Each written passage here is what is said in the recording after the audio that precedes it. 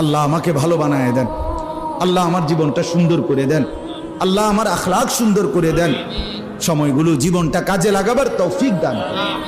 এ কেমন জিন্দিগি ভাই, কেমন জীবন এটা? ঘন্টার পর ঘন্টা 3 ঘন্টা মোবাইল টিপে কেমনে একজন মানুষ?